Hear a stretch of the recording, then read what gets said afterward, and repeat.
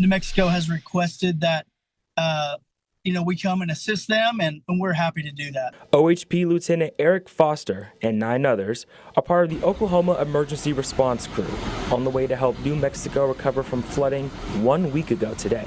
And that's really our purpose there, is to really support and back the state of New Mexico.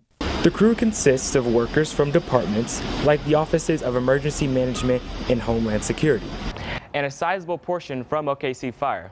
It's not the first time they've answered the call. With this team, we have 4 Oklahoma City firefighters. The team will work behind the scenes to make sure things run smoothly and efficiently. This is an incident management team. We have multiple different agencies that contribute to an incident management team. But leaders say all roles, big or small, can showcase the Oklahoma spirit.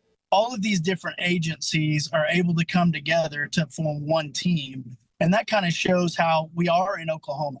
Governor Kevin Stitt commending the response team's work in a statement on Monday, saying this is who we are.